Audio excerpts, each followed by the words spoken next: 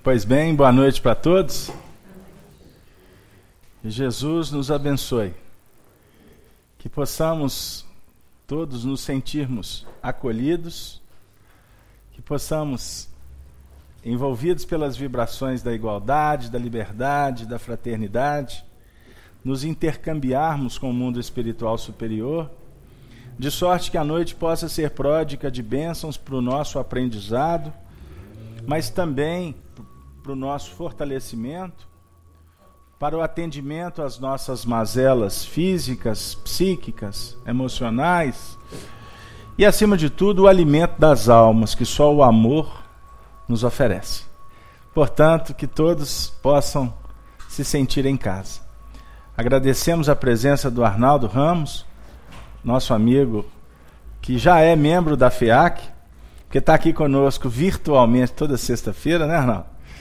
E hoje ele aproveitou a vinda a Belo Horizonte e veio nos felicitar com a presença dele. Seja bem-vindo, que os seus amigos espirituais, todos os espíritos que te acompanham, possam se sentir em casa, num ambiente tipicamente mineiro, que é a característica da FEAC. Trabalharmos dentro de um movimento espírita estabelecido, direcionado por Allan Kardec, mas a nossa forma de fazer, ela tem todo um ingrediente que só encontramos nas esquinas de Minas. Então, esquina representa encontro, reencontros. Então, que hoje possamos ter um belo reencontro sobre estas orientações que Allan Kardec nos oferece para vivermos o Evangelho em espírito e verdade. Bom, gente, nós trabalhamos todas as sextas-feiras também com os nossos irmãos internautas, e a eles eu endereço um abraço, nossos irmãos da rede Amigo Espírita, da sala Falando Espiritismo, e os nossos amigos que já estão muito próximos de nós, que são os companheiros da Rádio Nova Fraternidade de Maceió, que em breve estarão inaugurando um espaço como uma rádio FM, porque hoje a Rádio Nova Fraternidade é uma rádio web, mas em breve esse trabalho vai se dinamizar, daqui a alguns meses, aproveitando a frequência FM e atendendo toda a região da Grande Maceió. E eu gostaria de agradecer porque a FEAC foi convidada para participar da programação dessa rádio bendita. E vamos nos esforçar para atendê-los, obviamente, dentro dessa dinâmica que é o nosso trabalho, porque é um dos pontos que eles solicitaram. Eles querem transmitir a nossa reunião, desde que a nossa reunião continue sendo a nossa reunião. E nós falamos com ele, nós topamos, desde que a dinâmica continue a mesma. Ou seja, levarmos a doutrina espírita para aqueles corações que não podem ir às casas espíritas, numa dinâmica de muita simplicidade e, acima de tudo, de interatividade. Não é mesmo? Bom, nós trabalhamos todas as sextas-feiras com o Livro dos Espíritos, que é a obra básica da doutrina espírita. Obra essa que foi editada em 18 de abril, Paris, 1857. Sempre é bom lembrar que o livro é dividido em 4 partes. Primeira parte, os aspectos filosóficos da doutrina. Segunda parte, projeções científicas. Terceira parte, as questões morais. A quarta parte, das penas e consolações, das penas futuras. Enfim, é uma obra que depois se desdobra em 4 outros livros. A primeira parte do Livro dos Espíritos, as questões filosóficas, ela se desdobra no livro A Gênese. A segunda parte, dos aspectos científicos, se desdobra no Livro dos Médiuns. A terceira parte, Allan Kardec aprofunda no Evangelho segundo o Espiritismo. E a quarta parte, o livro Céu e o Inferno, que é uma obra transcendente. E eu gostaria até de dizer que ninguém vai para o inferno por ler essa obra. E não está garantido o céu também por ler essa obra, porque o céu e o inferno, na realidade, é um estudo aprofundado sobre as nossas questões de foro íntimo. Não é mesmo? Então, sem nos alongar, estamos trabalhando com a segunda parte do Livro dos Espíritos, no capítulo 6º, intitulado Vida Espiritual. nós estamos hoje inaugurando o tópico Escolha das Provas. Questão 258. Vamos ler o que Allan Kardec formulou aos espíritos? Vamos lá. No estado errante, ou seja, no mundo da erraticidade, na condição de espíritos desencarnados, e antes de começar uma nova existência corporal, o espírito tem consciência e previsão das coisas que lhes vão acontecer durante a vida. No mundo espiritual, pós-desencarnação, antes de reencarnar numa outra vida, os espíritos têm consciência das coisas que lhes vão acontecer durante, então, essa nova reencarnação? O que vocês acham? Não vale colar, Márcia. Só uma brincadeira, que a Márcia não cola, ela estuda. Porque, diga-se de passagem, em espiritismo, quem cola não sai da escola. Não pode colar. Márcia, captou a pergunta? Vocês acham que os espíritos têm consciência, previsão do que vai acontecer? Vamos lá, resposta. Ele, no caso o espírito, próprio, escolhe o gênero de provas que deseja sofrer. E nisso consiste o seu livre arbítrio. A turma está, ó, parabéns, viu? Gostei. Vocês acompanharam até textualmente sem ler.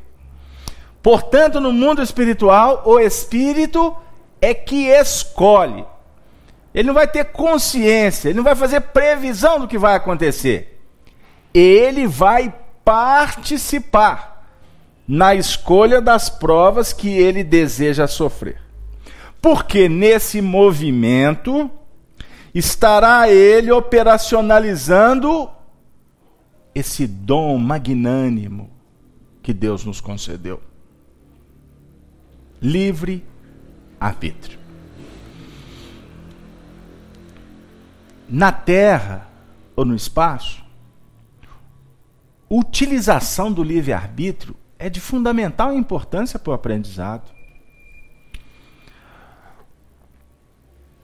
Porque a dúvida, a oportunidade de verificar se vai ou se não vai dar certo,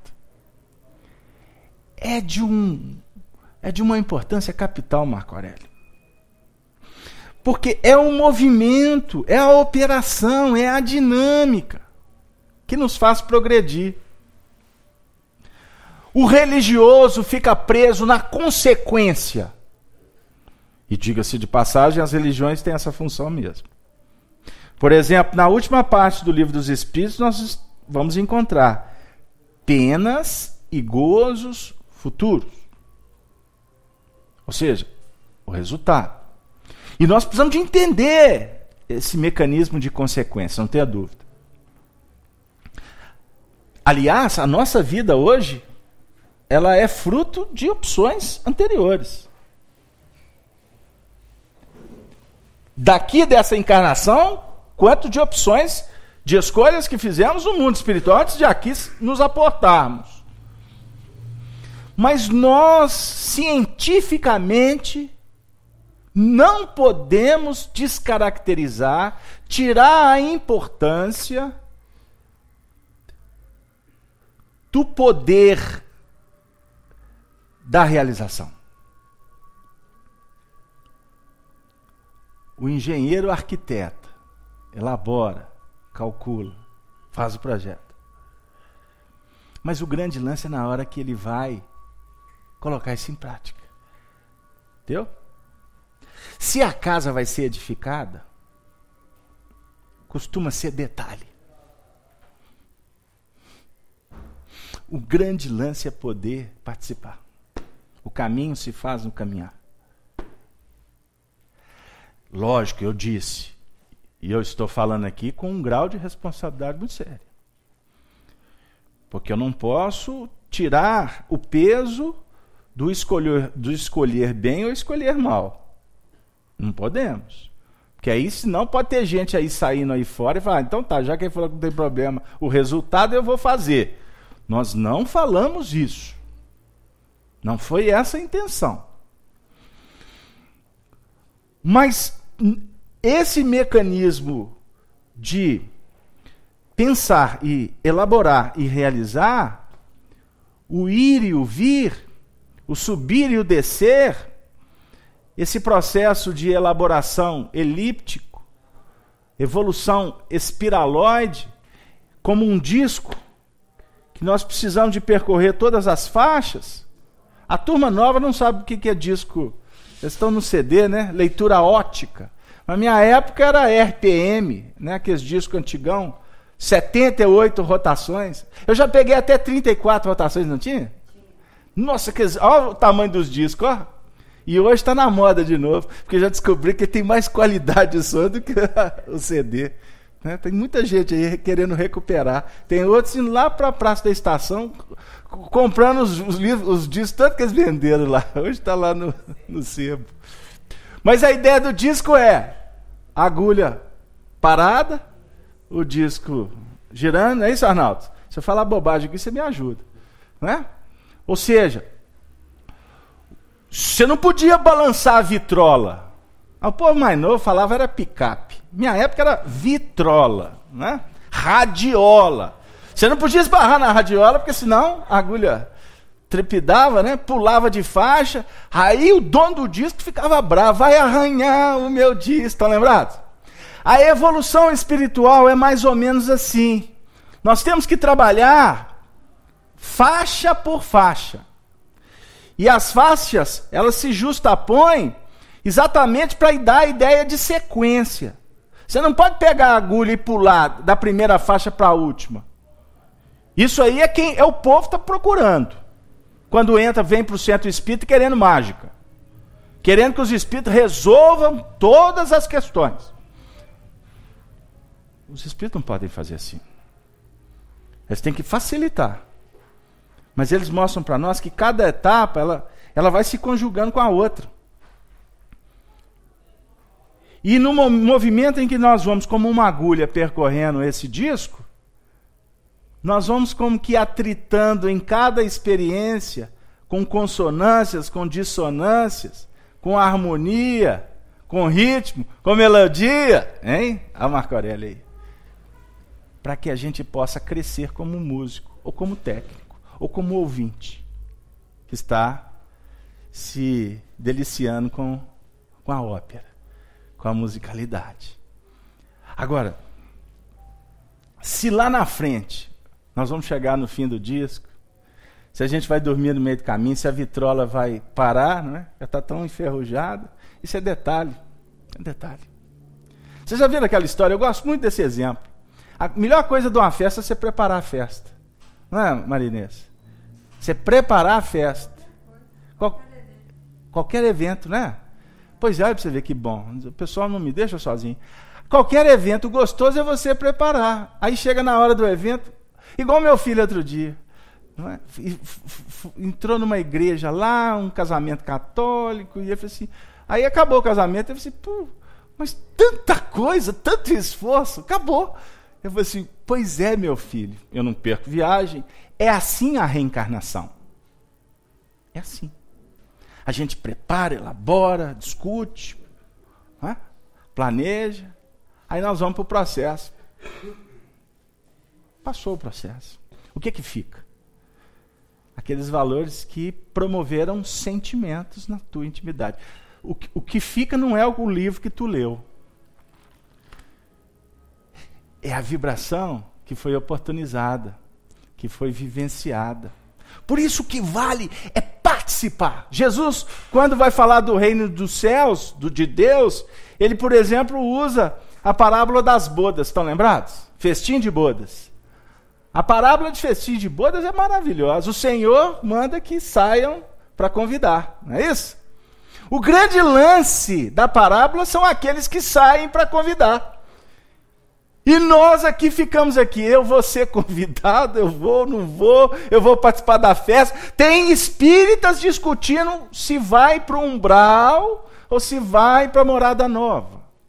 Tem uns que já são até mais atirados. Eu já tenho um barraquinho do lado de Andrezinho. Andrezinho e André Luiz. Né? Aí vai ter um filho, já põe o nome do filho, Sheila. Como se colocar o nome da filha garante uma vinculação com o espírito da Sheila, ou então a filha vai ser uma nova sacerdote, uma nova pitonisa de Jesus aqui na terra. Né? Agora eu acho engraçado, já vi filho de espírita, Alain, já vi Kardec, já vi Emmanuel, né? Eu quero ver se vai ter Chico Xavier, porque Bezerra não acha. Mas o Casabianca, mas é demais, eu amo o doutor Bezerra, mas daí colocar o nome do meu filho de Bezerra, doutor Bezerra, só me desculpa, mas não vai dar. Só para a gente dar uma bela risada, para chegar na seguinte condição: planejamento, medo, dúvida, é que nos faz crescer. Agora, bem-aventurado quando a gente vai se ajustando nesse contexto, para poder elaborar com mais propriedade. Porque se somos nós que escolhemos os gêneros de prova, nós precisamos de capacitar para escolher provas adequadas. Porque também não adianta querer provas que a gente não vai dar conta. Não é isso, Arnaldo? Alguma participação? Marco Aurélio? Marco Aurélio já está trabalhando? Marco Aurélio, então eu gostaria de ouvir a sua opinião. Com o microfone, por favor, para os nossos amigos da Rádio Nova Fraternidade acompanhar o seu raciocínio. Eu acho que a gente tem o que eu percebi no início da pergunta, né, quando pergunta se o espírito participa, né, daquelas escolhas. Eu não tinha lido a pergunta antes, né? Sim. Mas aí quando você interrogou sobre a resposta, de cara eu pensei assim, não, sim. Mas depois não, depende. Aí depois veio aquela questão do livre-arbítrio, né? Então acho que aí o que trabalha bem ali também é a questão de como usar esse livre-arbítrio depois da escolha das provas. Você tocou num ponto muito importante. Olha para vocês verem. Vocês pegaram a ideia dele?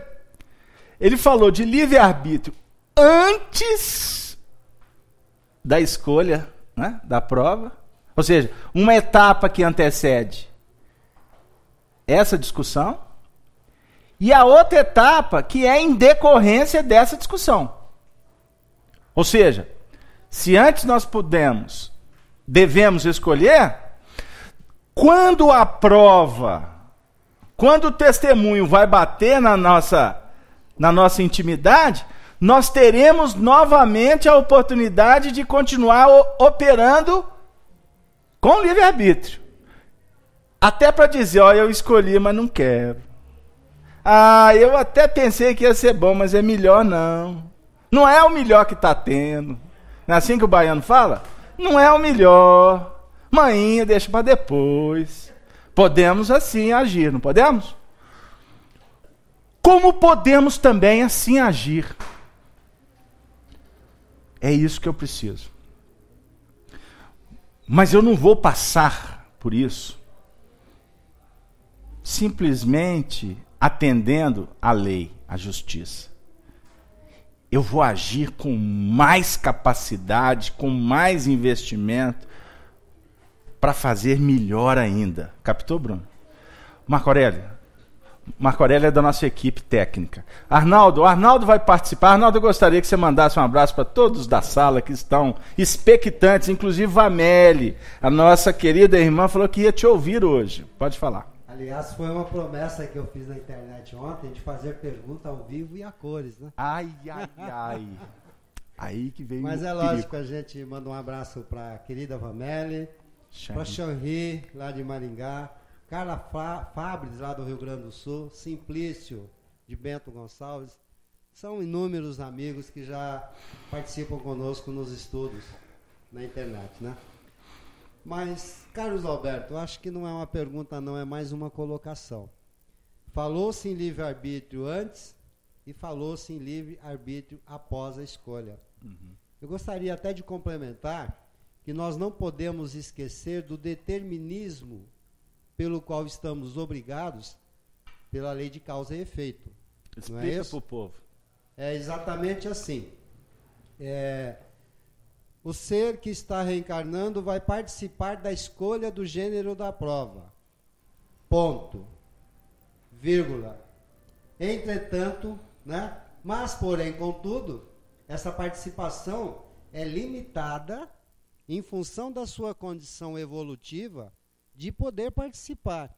Como é que você vai pegar uma criança de 3, 4 anos e dar para ela uma decisão de escolher algo, né, que somente um adulto teria condições de escolher? Você não dá opção de escolha, você determina e auxilia. E é assim que eu penso que os amigos espirituais fazem conosco. Porque se deixar por nossa conta as escolhas, o bicho pega. E depois vai ficar igual o baiano que você disse aí. Tá bom não. Tá bom não. Tá bom não. Não é isso? Então nós temos que lembrar o seguinte. Nós passamos e sofremos o determinismo da lei de causa e efeito. Podemos escolher? Sim. Dentro do que o nosso livre-arbítrio nos permita escolher. Não é? Senão, a mensagem de Jesus ficaria falha. A cada um segundo as suas obras. Ok? Muito bem colocado. Passa para o nosso irmão. Queria saber o seguinte, Beto. No caso Mais perto. de uma pessoa que está doente, tem uma depressão, uma esquizofrenia, ele deve preocupar-se com as vidas pregressas, né? E como é que fica essa questão da escolha, né, com a doença dela? Tá.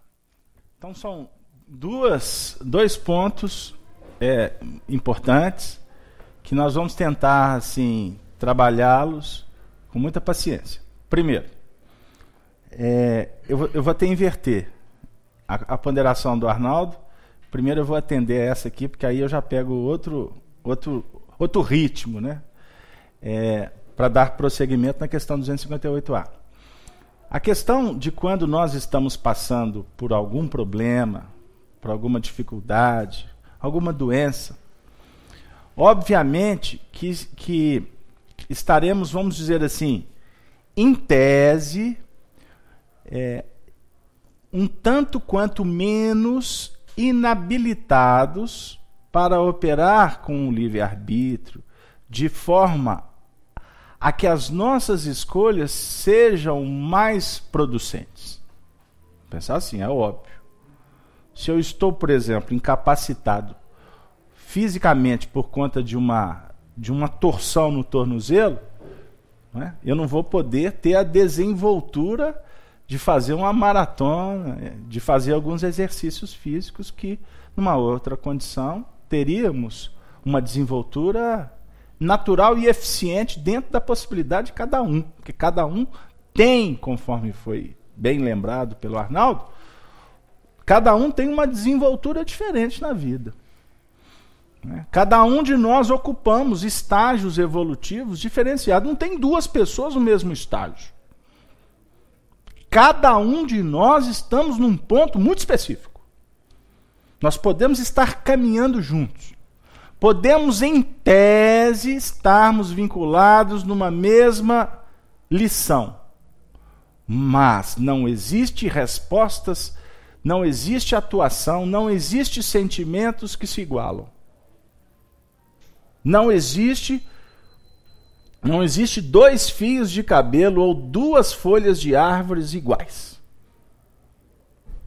Até pelos próprios princípios espirituais que sustentam-as, ou que passam a ser manifestação física.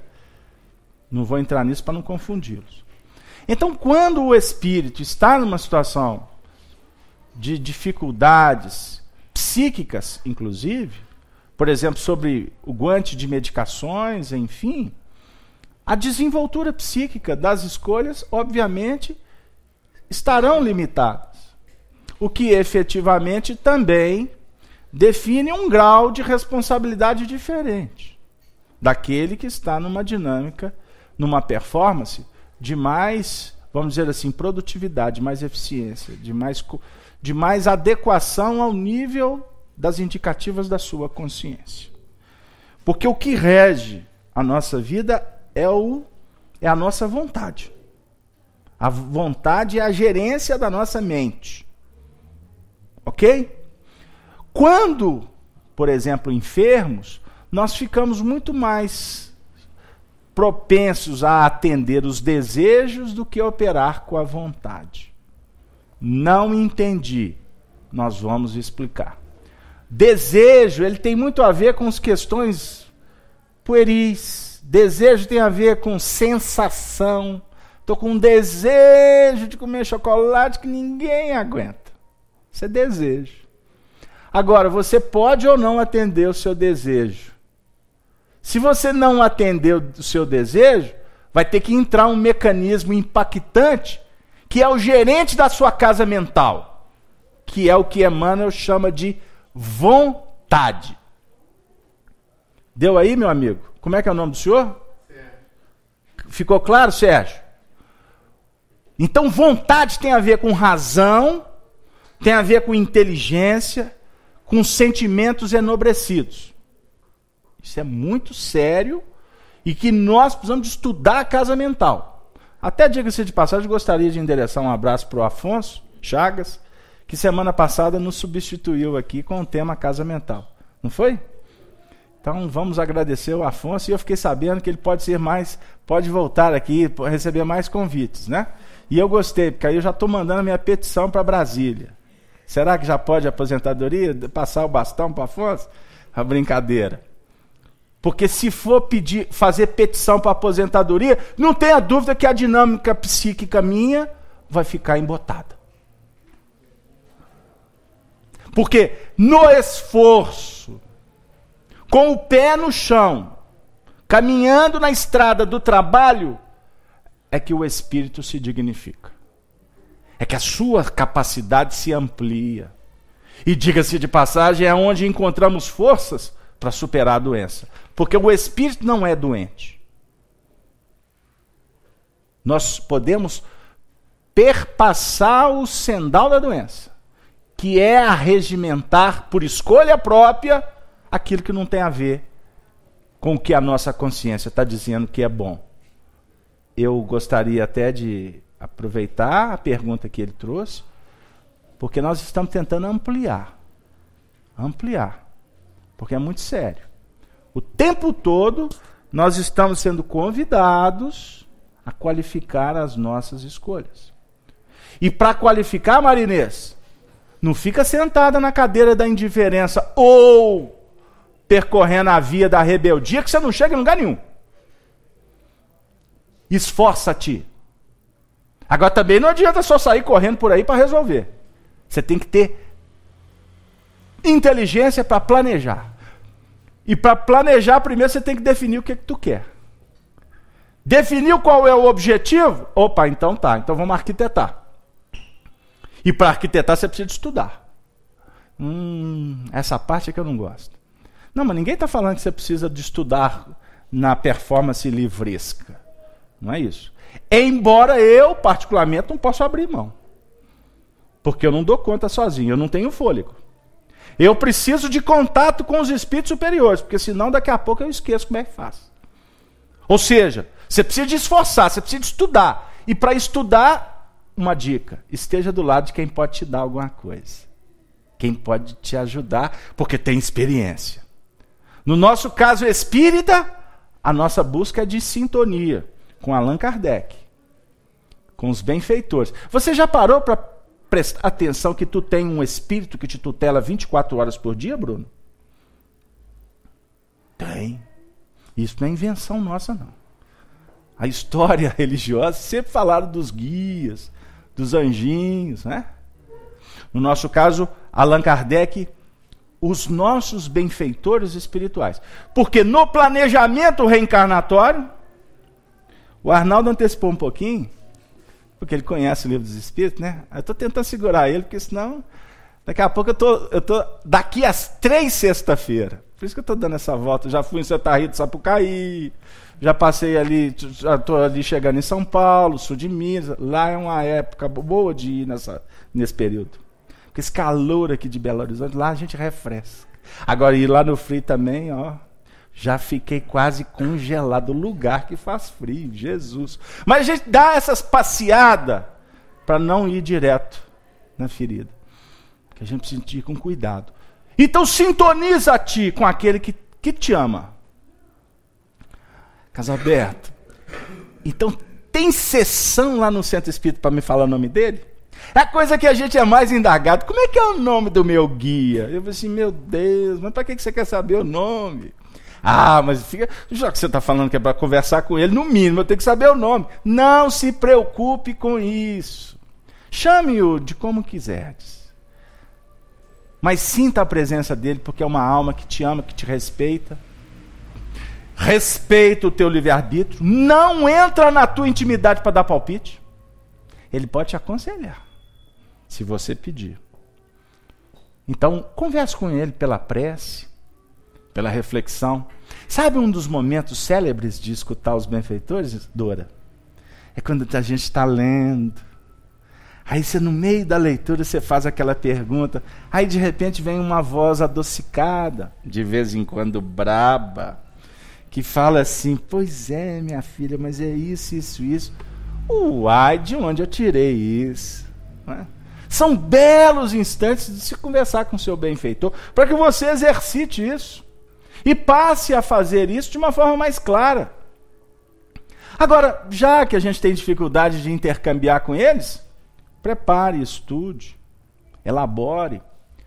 Entenda que para realizar não pode correr, mas ao mesmo tempo você tem que ser ousado. Porque a vitória depende da ousadia. Agora, ousadia precisa de um ingrediente chamado prudência.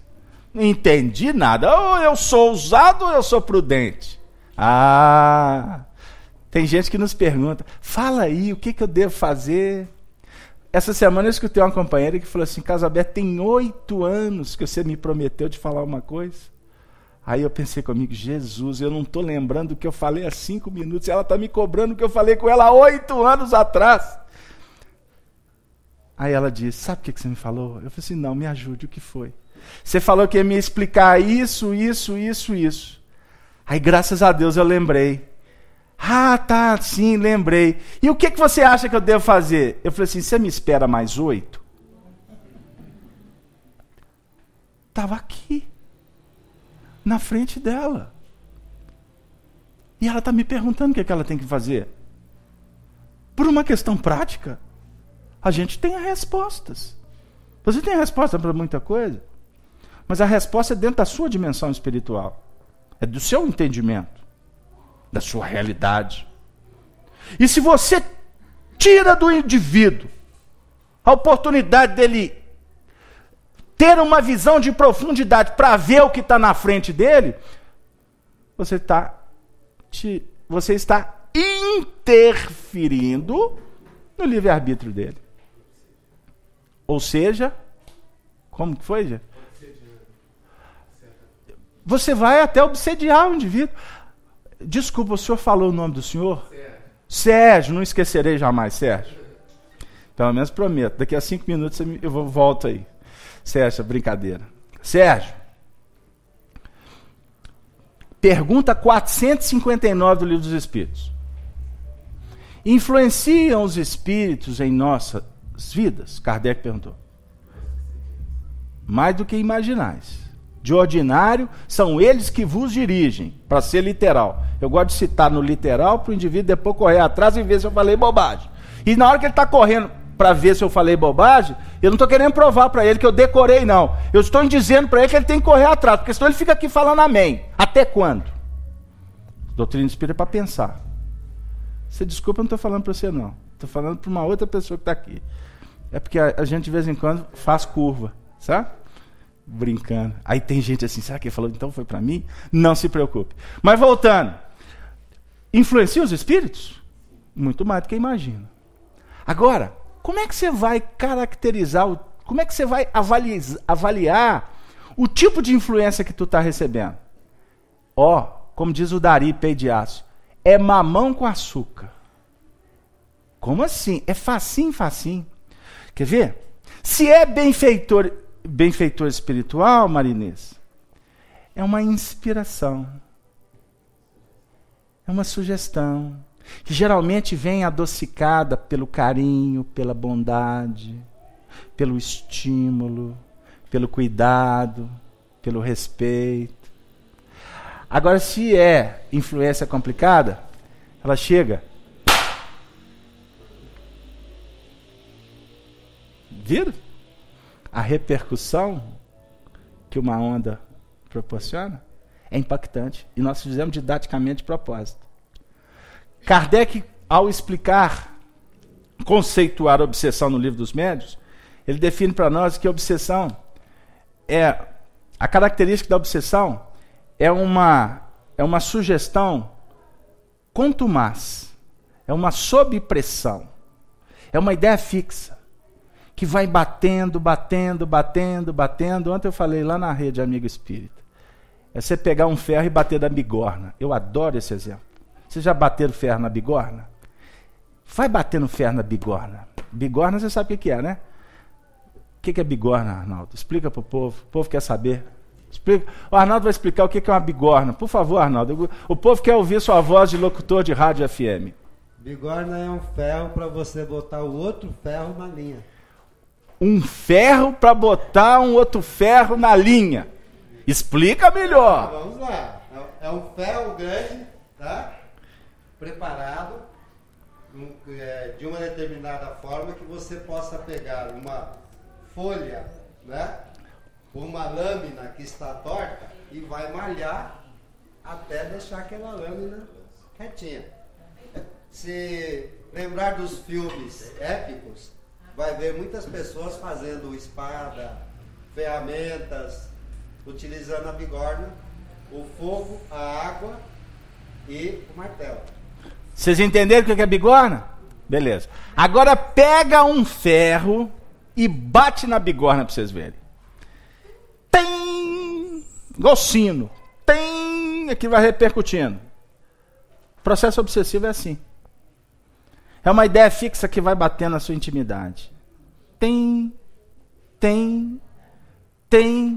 Até o indivíduo chegar e falar assim, poxa, tem uma coisa dentro de mim que está me levando à loucura. Já escutaram isso? Isso é obsessão. Porque os espíritos que estão vibrando em faixas complexas, o que caracteriza é o desrespeito. Porque se sentem na condição de cobrar, de exigir, de destruir.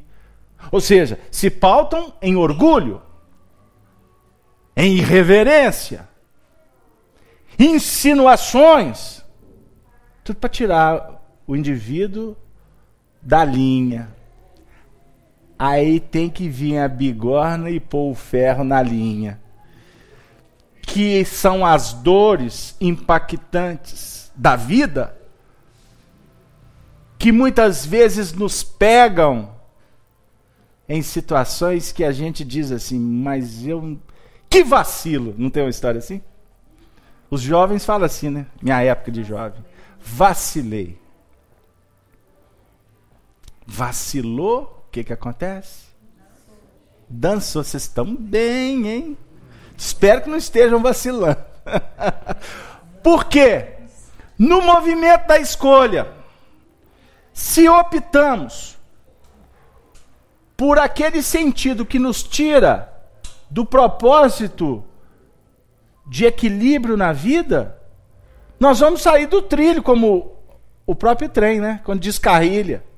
Aí depois tem que uma luta para voltar com ele para o trilho, porque é pesado. O vagão, já viram isso? Já viram quando o vagão tomba? O que ele faz com os outros vagões?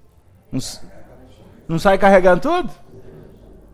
Muitas vezes é uma simples atitude que temos na vida que costuma ser o suficiente para descarrilhar todos os vagões que nos traziam garantia, tranquilidade, amizade, família, emprego. namoro. Ai, Carlos Alberto, você não precisava ter citado isso. Perdi minha namorada, ó, por pouca coisa. Pois é, mas geralmente é assim, né?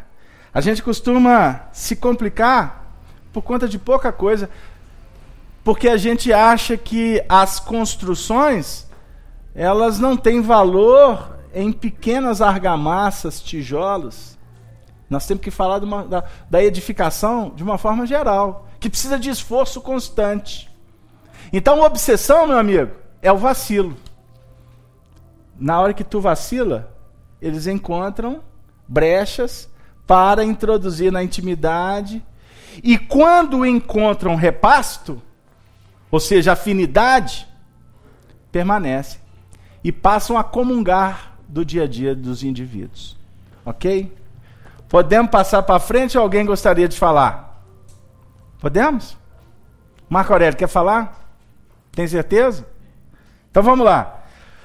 A Dora colocou 3 questões no quadro. Dora, hoje será questão 258A. Dora, só essa pergunta 258A, eu acho que dá 3 semanas. Ainda mais com o Arnaldo vindo aqui, hein? Meu Jesus. Vai lá. Pergunta. Está me convidando para voltar mais 3 semanas? Aí a gente fica só na 258. Não é Deus, então, que lhe impõe as tribulações da vida como castigo? Vamos voltar. É o Espírito que escolhe o gênero de provas, não é isso? Então Kardec volta com a pergunta. Mas então não é Deus, então, que lhe impõe as tribulações da vida como castigo? Ele vai falar aqui de castigo. Vamos ver a resposta.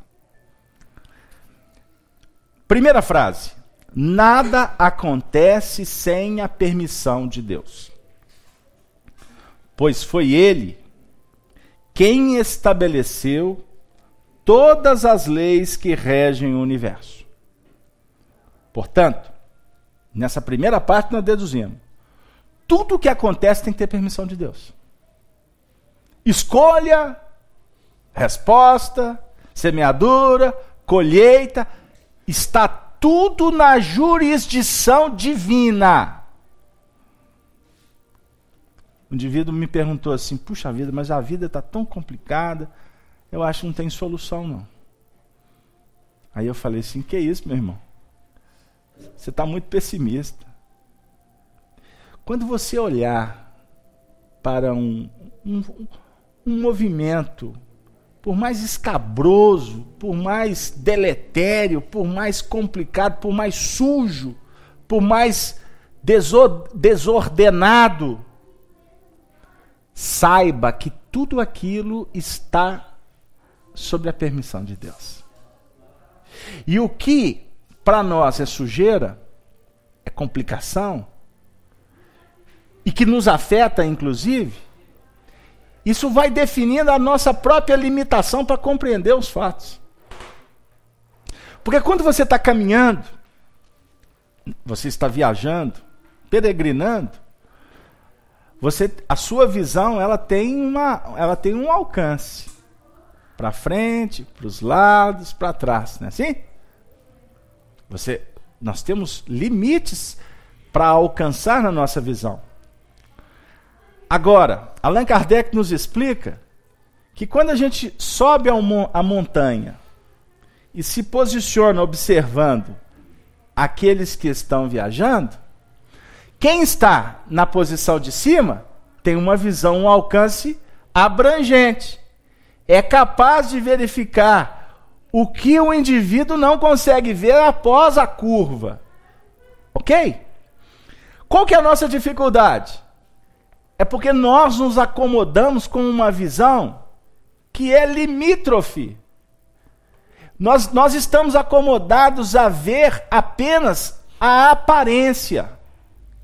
Explica melhor. Qual que é o convite que a doutrina espírita nos oferta? Seguir Jesus. Querendo os espíritas que são contra ou não. Nós não estamos preocupados com quem está contra.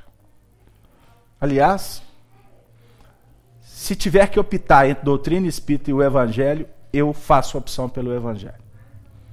Porque o próprio Kardec define que doutrina espírita não é suficiente para nos salvar. Mas o evangelho é. Como se isso fosse separado, né? Mas para alguns é. Doutrina espírita e evangelho é o mesmo projeto. Vou voltar. Doutrina espírita abre para nós possibilidade. Seguir Jesus. Qual que é o diferencial em seguir Jesus?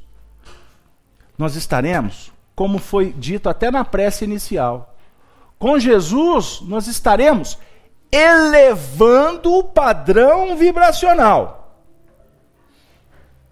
Nós estaremos aprimorando a nossa forma de sentir, desenvolvendo virtudes. E a própria virtude em si, ela apazigua. A elevação espiritual nos auxilia a caminhar mais centrados, equilibrados. Com isso, a acústica da alma se amplia para ouvirmos o que a consciência está nos dizendo. Pegou lá? Aí assim, o que vai acontecer? Você está estudando aqui que a vida não se resume em festivais. Pô, por que Casalberto? Desculpa. Eu lembrei lá do Vandré. Vocês sabem quem é Vandré? Essa turma nova não sabe, não. É um poeta que ganhou o festival lá na década de 60. E por ter ganhado o festival e ter escrito, né? A vida tirou ele de cena. Porque é o papel das engrenagens terráqueas querer sobrepor as fontes que vertem dos céus. Explica melhor. Se você, Bruno, quer evoluir, se você começa a qualificar, se você começa a irradiar luz, você não tenha dúvida, meu querido, que vai aparecer guindaste, trator, betoneira, explosivo, para destruir todos os seus anseios de permanecer na luz. Ficou claro? Captou o que a gente quis dizer? É da lei. Você está estudando. Você está vendo que existe imortalidade da alma. Você está vendo que tem influência espiritual. Você está compreendendo que nós estamos diante de expressões que são falaciosas, como também notícias que são verdadeiras. Com isso, a sua capacidade, já que você está se elevando e ao mesmo tempo compreendendo, você vai ganhar autoridade para estar muito acima do que está elameado, do que está obscuro, do que está torrencial. O simbolismo, quando Jesus anda por cima das águas, define para nós também que seguir Jesus é estar acima da multidão. Seguir Jesus, estaremos numa condição de ver, de sentir, de compreender o que o homem comum não consegue. Por isso tem uma vida extremamente mentirosa, ilusória. Captou, minha filha? Deu aí, Dora? Eu estou achando que vocês estão viajando demais hoje. Não é? Né? Na maionese, é viajando espiritualmente. Como é que está? Bruno, você quer falar? Alguém quer participar? Cadê o nosso técnico? Eu fui perguntar. Ah, o Bruno é o nosso novo técnico. Passa para o Arnaldo. Vamos ouvir o Arnaldo. Já que ele não veio de Santa Rita de Sapucaí, só ficar Casalberto falando aqui, coitado. Não valeu a gasolina. Pode falar, meu amigo.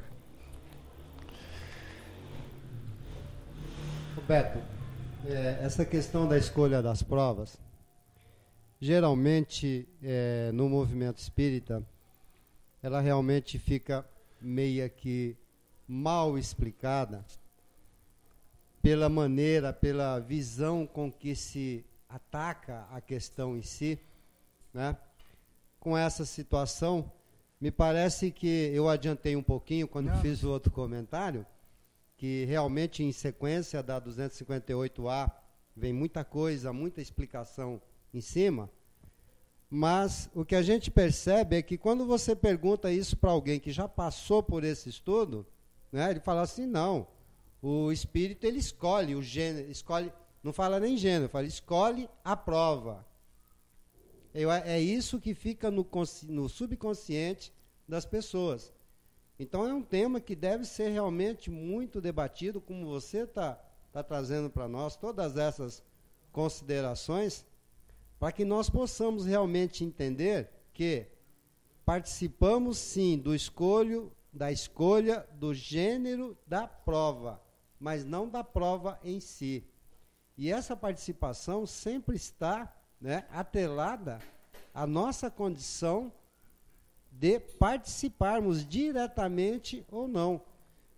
Como diz Joana de Ângeles, numa das obras dela, né, nós não temos o que nós precisamos, mas com certeza temos o que necessitamos. E eu acho que é por aí que precisamos começar a entender a escolha do gênero de provas, a participação desse planejamento. Você há pouco tempo comentou assim, já sabe o que você quer? Opa, então agora vamos planejar. O difícil é saber o que quer, né? Sim. Agora, mais difícil ainda é planejar, porque se nós começarmos a fazer um planejamento da nossa vida nos próximos 5 anos, eu acredito que a maioria de nós desiste nos próximos 30 minutos. Né? Agora, como é que vamos planejar uma reencarnação? Era até mais fácil na época de Jesus, não é? Porque o homem vivia 40 anos, pois é. 42. Olha que benção. Agora está vivendo 80, 90. Ficou mais difícil um pouquinho, mais complicado para planejar isso daí. E até chega num ponto, a gente estudou isso aqui há pouco tempo, que chega num ponto que de repente o indivíduo chega lá nos 70. A performance dele, estando produtiva, importante, costuma o planejamento reencarnatório dele é para desencarnar com 75, um exemplo. Mas os espíritos começam a discutir lá no plano espiritual, opa, peraí, ele está indo bem demais, vamos dar mais moratória para ele. Você sabe que o Chico teve uma moratória? O Chico teve moratória. Porque a dinâmica estava muito, muito produtiva. E os espíritos tinham que encontrar um momento importante para levar o Chico para o mundo espiritual, para que até o último instante tudo fosse aproveitado.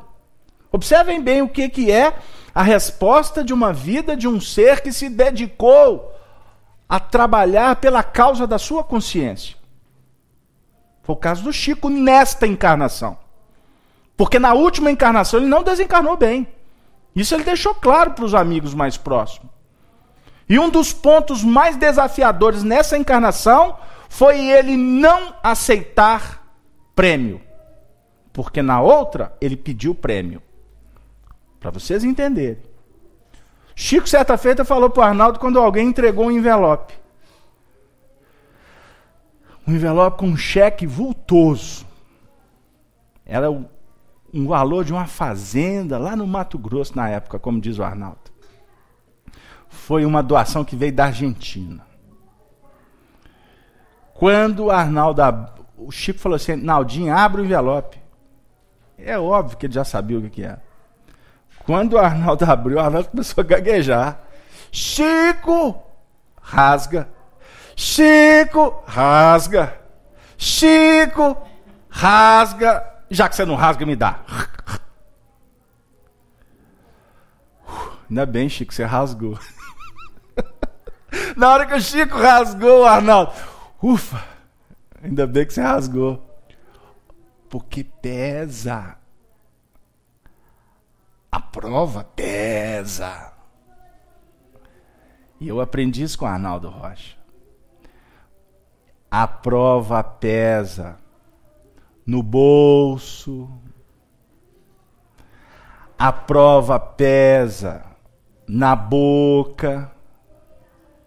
A prova pesa no estômago. A prova pesa na sexualidade.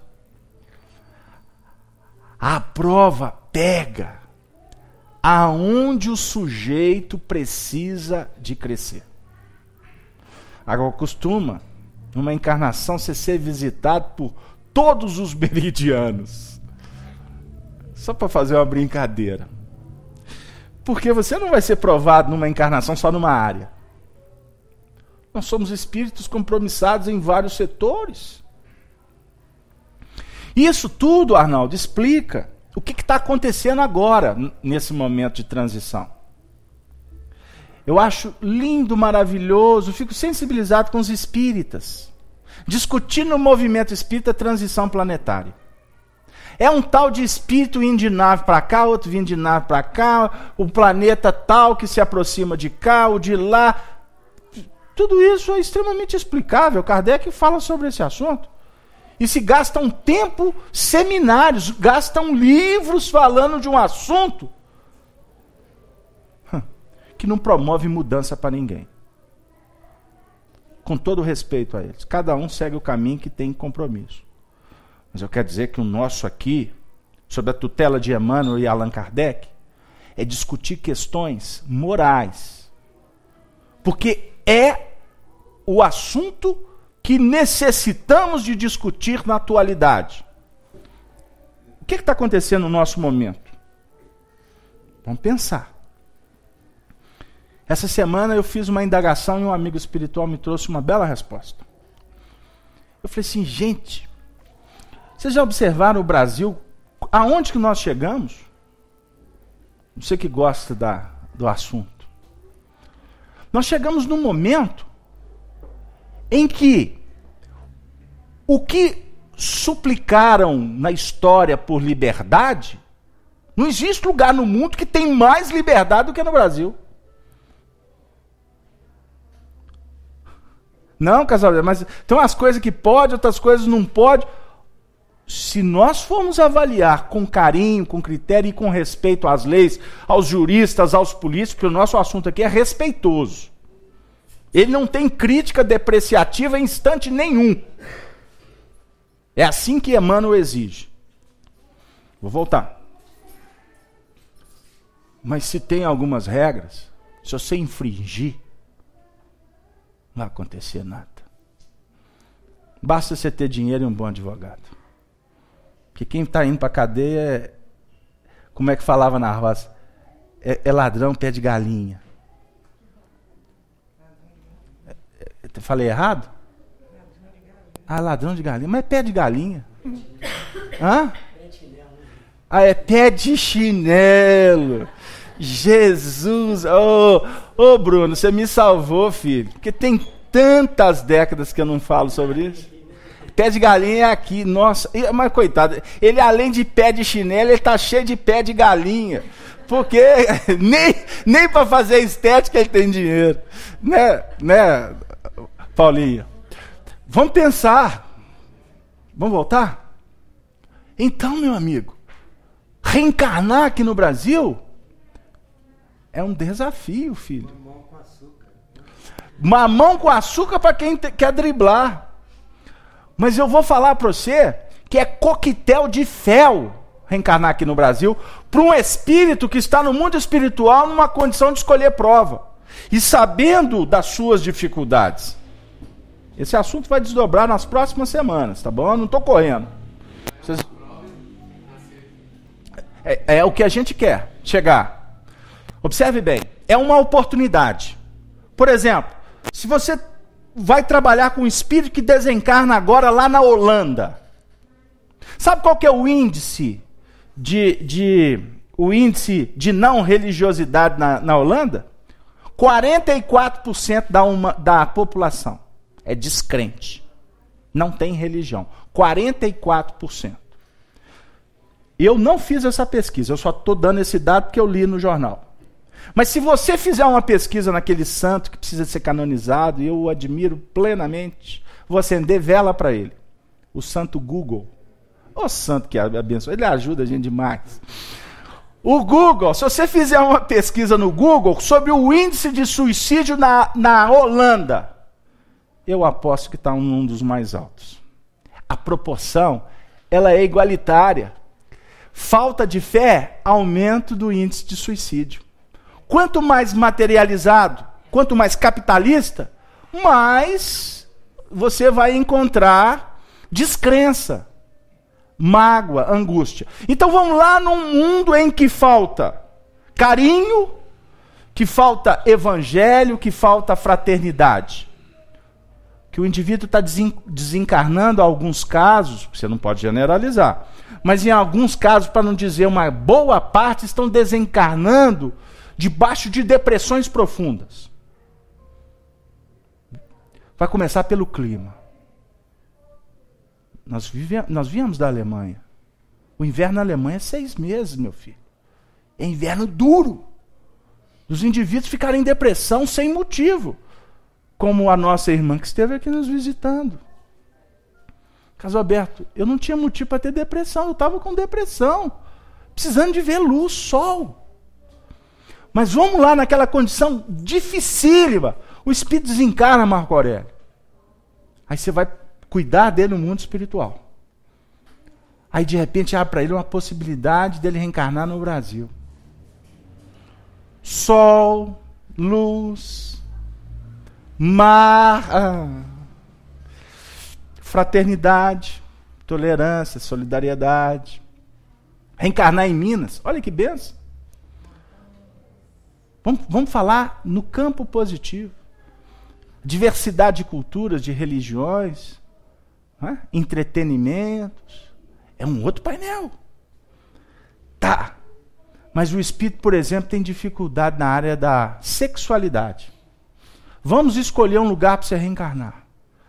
Por gentileza, me leve lá para o sertão de Goiás. Não, meu filho, nós vamos levar você para as regiões de maior apelo. Você vai reencarnar no litoral.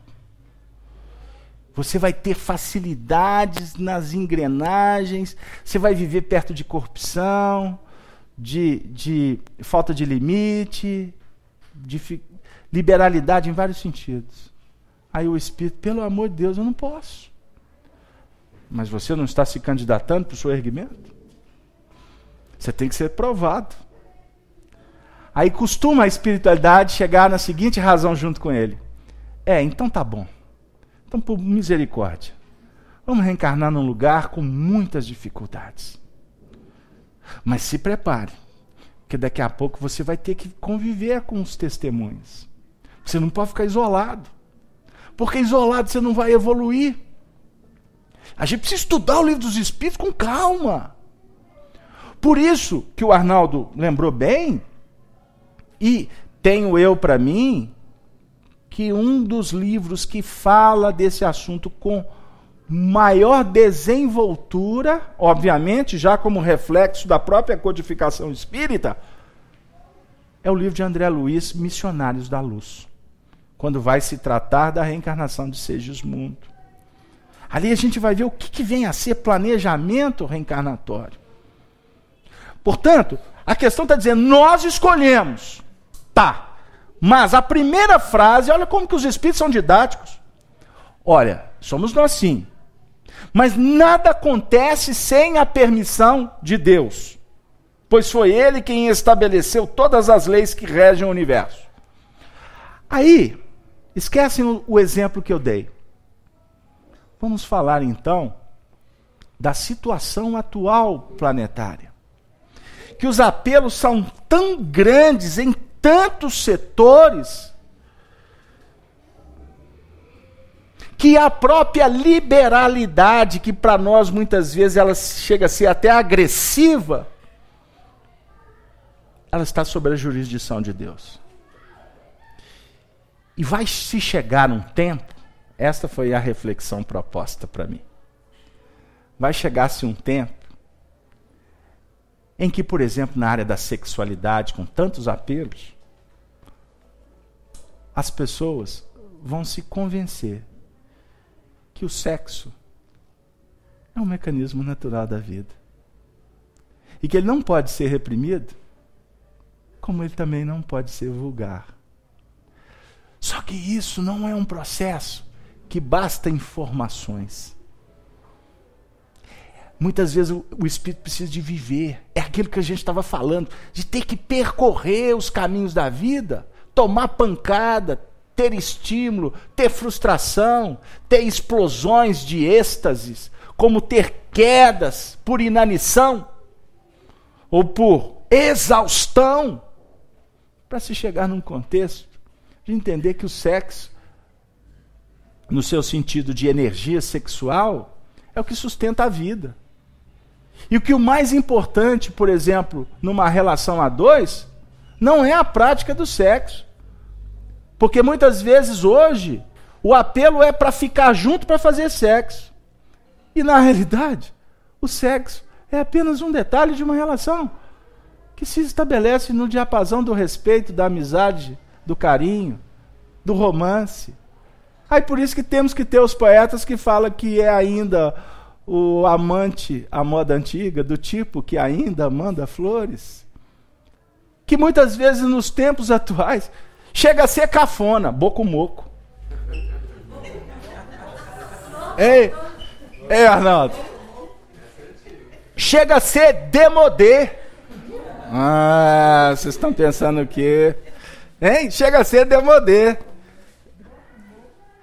Captaram? Portanto, o tempo não me permite continuar mais no Livro dos Espíritos, porque o Arnaldo, a presença do Arnaldo nos inibiu. A questão 258, nós só lemos a primeira frase de um texto desse tamanho, Dora, se Deus quiser. Semana que vem, seja misericordiosa conosco, não coloque tantas questões no quadro, porque eu fico envergonhado. Mas vamos lá. Professor Luciano, vamos atender o professor Luciano para trazer Emmanuel. Professor Luciano, Caeté, Minas Gerais. Vocês conhecem a cidade de Caeté? Vou lá, vou demais para lá, uai. Afinal de contas, é só tomar um onço, chega lá. Né? O nosso amigo Luciano, professor Luciano, obrigado, professor, pela sua participação. Gostaríamos até de contar, professor Luciano, que o nosso benfeitor Emmanuel viveu um período lá na Serra da Piedade, naquele lugar bendito. Isso se deu no século XIX. Vamos lá. Como acontece a programação da reencarnação compulsória? Tá, aí vai ter muito a ver com o que a gente ia falar na próxima semana. O que é reencarnação compulsória? São aqueles espíritos que desencarnam e são trazidos de uma forma quase que, vamos dizer assim, automática para a reencarnação. Ou retirados de situações muito adversas no mundo espiritual e trazidos para a reencarnação sem consciência, sem poder optar, sem poder escolher, não é mesmo? Porque necessitam de reencarnações impactantes, choques que a espiritualidade trata como choque anímico, passam por um processo de abortos, né? Abortos naturais. E aí vai, viu, mamães? Muitas vezes a gente atende casos que a mulher fica, né, é natural, vivendo dramas conscienciais, né, frustrações psicológicas, porque não teve uma gravidez que vingou. Na minha época, lá na Senzala, a gente falava isso. Né? Que vingou. Né? Antigamente, vingar, gente, é porque aquela reencarnação que o espírito foi gestado, reencarnou. Só para brincar com o povo, viu, Sérgio? Não vingou. Então, são etapas que o espírito muitas vezes passa para a reconstituição da própria estrutura perispiritual. Reencarnar por pouco tempo, isso tem uma função. Uma companheira falou assim: Casalberto, eu tive 7 abortos. Graças a Deus vingou um. Eu falei assim: minha filha, graças a Deus vingou um. Graças a Deus. Eu já ia falar que você teve 7 abortos, mas ela ia bater em mim. Eu falei assim: louvado seja Deus, esse vingou. Mas a gente estava vibrando por aqueles que estiveram antes. Pode ter sido até o mesmo que conseguiu depois. Quer dizer, não se generaliza para não levar isso como regra. E aí daqui a pouco tem médium falando, é o mesmo espírito. E costumam afirmar com uma autoridade que dá medo. O indivíduo até corre dele. Mas como é que o indivíduo sabe? Mas está num chutômetro federal. Cuidado, médiuns. Eu costumo dizer que o maior desafio do médium não é falar. É calar. Aqui na FEAC, médium que conversa muito, a gente conversa com ele em breve. Porque todo o processo mediúnico, ele precisa de passar por critério, por análise. Ok? Então temos que ser muito cuidadosos. Então, professor Luciano, nós não vamos conseguir te responder hoje à altura. E nem na próxima semana, é óbvio. Mas vamos tentar, se você aceitar, continuar o assunto, porque o nosso tempo agora está findando. E a nossa orientação para hoje é refletirmos com Emmanuel no livro Palavras de Vida Eterna, que é uma bela obra. Um livro de cabeceira, como Fonte Viva, Caminho, Verdade e Vida, Bênção de Paz, Ceifa de Luz, tantos outros, né? Adquiram, é extremamente valioso. E muitas vezes os benfeitores espirituais nos inspiram. A gente abre de uma forma aleatória, aí vem aquela página bendita, na hora certa. Aí tem um amigo que fala assim, Casalberto, mas eu estou lascado. Eu falo assim, por quê? Olha, tem 3 meses que só cai uma lição. Eu falei assim, uai, você está precisando dela mesmo. Pois é, mas aí eu pensei, é muita coincidência. 3 meses uma lição só. Que espírito repetitivo. Aí eu virei para você pode trazer o livro para a gente estudar junto? Eu só queria olhar para o livro. Ela chegou com o livro. Eu falei assim, abre. Aí, aqui caiu na mesma obra, mas o livro dela estava todo despencado. Só tinha que cair naquela página mesmo, né, coitada. Aí a lição é intitulada Em Constante Renovação. Vamos lá, vamos concluir o nosso trabalho. O nosso evangelista do Brasil escolhe o versículo de Paulo na sua carta aos Efésios, capítulo 4, versículo 23. Renovai-vos no Espírito. Aperfeiçoar para o bem é impositivo da lei. Em muitas ocasiões, afirmas-te cansado, sem qualquer recurso para empreender a tua transformação. Acreditas-te doente, incapaz. Dizes-te inabilitado, semi-morto. No entanto, agora, como há séculos de séculos, a natureza em tudo é sublime renascimento. Renovam-se os dias, renovam-se as estações. Velhas árvores decepadas deitam vergônteas novas. Pedras multimilenares dão forma diferente aos serviços da evolução. Na própria química do corpo, em que temporariamente resides, a renovação há de ser incessante. Renova-se o ar que respiras. Renova-se o alimento que te nutres. Renova-se a organização celular em que te apoias. Renova-se a limpeza que te acalenta a saúde. Deixa assim que a tua emoção e a tua ideia se transfigurem para fazer o melhor. Estuda, raciocina, observa e medita.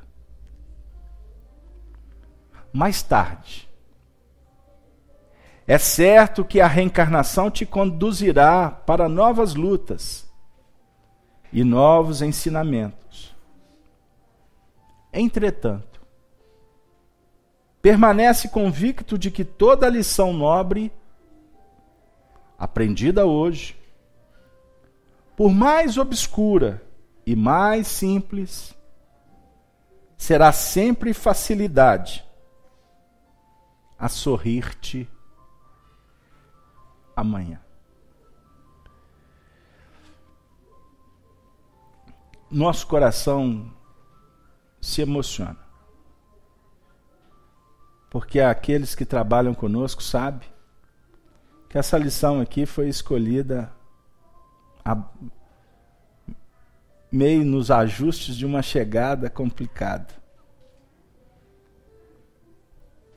Se vocês conseguiram acompanhar, a lição sintetiza tudo que nós falamos aqui hoje. A definir como que os espíritos tutelam um trabalho como esse, que está chegando nos lares mais distantes, como está atendendo anseios mais profundos da nossa alma. Afirma os entendidos que nós, vendo apenas em espelho, por imagem, não temos a dimensão exata das nossas necessidades. Por isso é que a providência divina nos oferece os recursos que nem sempre são os que nos agradam, mas também nos concedem bênçãos que poderiam ser melhor valorizadas.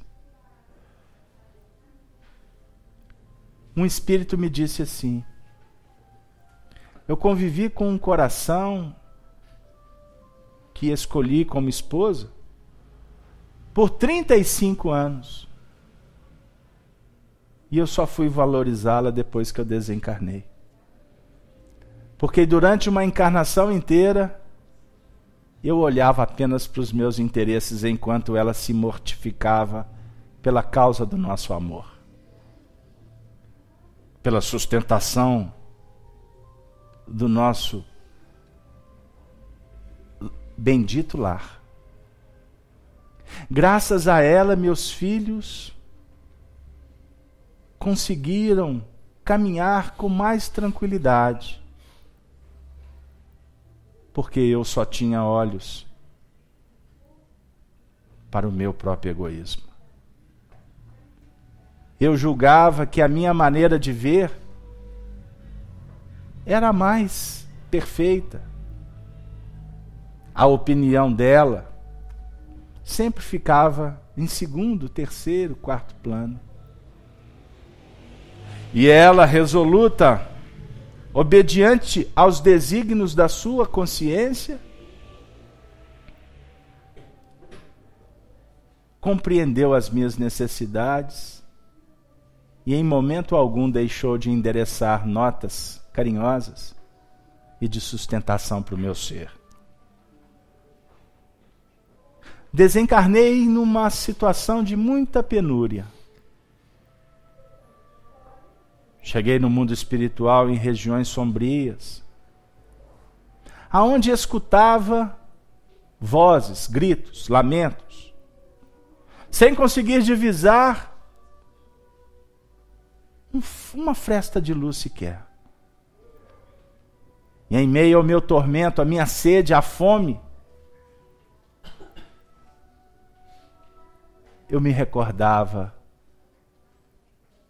de Madalena, das suas preces, muitas vezes silenciosas, das suas lágrimas quando eu a esbofeteava. E ela pedia que eu não gritasse para que os filhos não ouvissem, porque eles estavam repousando. Enlouquecido, assim peregrinei durante uma vida inteira. E ao chegar no mundo espiritual, ensandecido continuava. Enlouquecido perambulava, sem destino. Agora, por lembrar de Madalena, aquela que eu desconsiderei, aquela que eu fiz pior do que alguns fazem com os animais. Porque animal me tornei. E assim perambulei por tempos e tempos, que não cessava jamais. Até que uma determinada circunstância se aproximou uma turba de espíritos na condição animalescas. E começaram a gritar na minha intimidade que eu era um verdugo cruel. A minha dor, portanto, se dinamizou, porque não bastava a minha consciência dilacerada, o sentimento de culpa, mas a cobrança que vinha de fora, apontando os meus erros de outrora, me deixaram numa condição de um famigerado ser abjeto, que suplicava ajuda, não sabendo de onde poderia. Até que certo instante, com o cabelo desgrenhado, barba por fazer, mal cheiroso,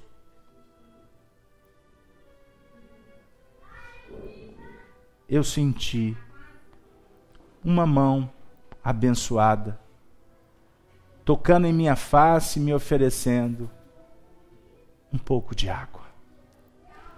Era tudo que eu queria, que eu precisava. Mas mais do que isso, suplicava por paz. Eu já não tinha forças nem mais para chorar. Me entreguei àqueles braços que me soergueram. Braços fortes, que iluminavam o meu ser, me reconfortavam de alguma forma. Eu não sabia quem era,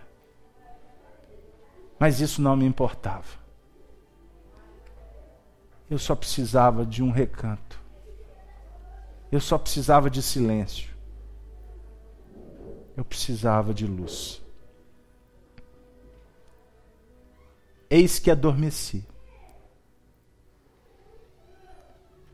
Até que quando, voltando de um grande pesadelo, me despertei numa cama alva, num recanto bendito, vendo o sol penetrando pela janela. Oh, como o sol é importante não valorizarmos. Naquele momento, lágrimas verteram por minha face. Agora não mais naquela condição de suplicante sem norte, sem apoio, mas lágrimas que esboçavam o sentimento mais puro de agradecimento. Eu não sabia mais orar, mas no fundo de minha alma, como há muito tempo não fazia,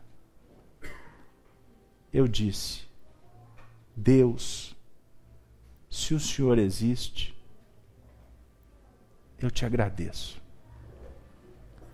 Mas se não existes, és a maior invenção que a humanidade projetou. Naquele instante, a porta do quarto, daquele lugarzinho bendito, um hospital, se abriu. E para minha surpresa, observei um vulto angélico.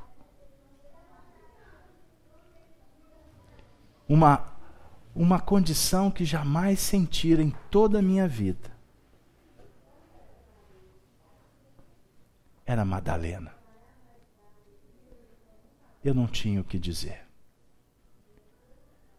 E ela pediu que eu silenciasse. Se aproximou, me deu um beijo na testa e disse: Gervásio, você foi um benfeitor em minha vida. E agora, como nunca, te amo tanto. Descanse, meu bem amado, porque nós temos uma eternidade para caminhar e encontrar a augusta paz que só Jesus pode ofertar. Descanse, alma querida.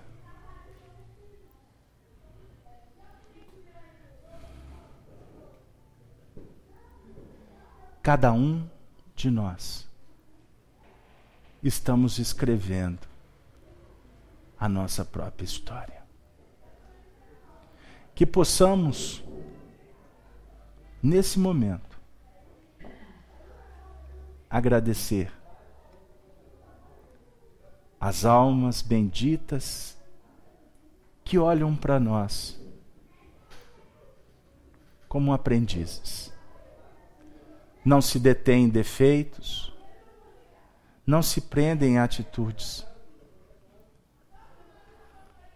se intercambiam conosco pelas vibrações do legítimo amor. Que Deus abençoe estes encontros, estes dramas, estas oportunidades. Que possamos, nesse momento, endereçar todo o nosso carinho, toda a nossa gratidão, todo o nosso respeito a tantos que estão do nosso lado, outros que partiram e aqueles outros que a gente nem tem notícia, porque são almas vinculadas à nossa, mas que circunstancialmente precisamos estar distantes, pois estamos no lugar certo, na hora certa, convivendo com as pessoas certas, porque a jurisdição é de Deus. E só o Pai sabe o que seus filhos necessitamos. Louvado seja o Senhor da vida. E ao nosso Mestre Jesus, nós agradecemos pelos amigos, pela doutrina espírita, pelo trabalho. A Ti, Jesus, agradecemos a todos esses corações que nos acompanham nos lugares mais distantes. Que possamos, Jesus, um dia estarmos mais pertos para continuar a obra de divulgação da doutrina espírita e do Evangelho da Paz. Tenham todos muita paz. Que assim seja. Graças a Deus. Nos despedimos dos amigos da Rede Amigo Espírita e dos irmãos da Rádio Nova Fraternidade de Maceió. Aos nossos companheiros da sala Falando o Espiritismo, que possamos na próxima semana estarmos novamente juntos para aprender mais um pouco sobre as belezas da vida e da imensidão da eternidade que nos aguarda nessa jornada em direção ao excelso amor de Deus. Até breve. Que assim seja.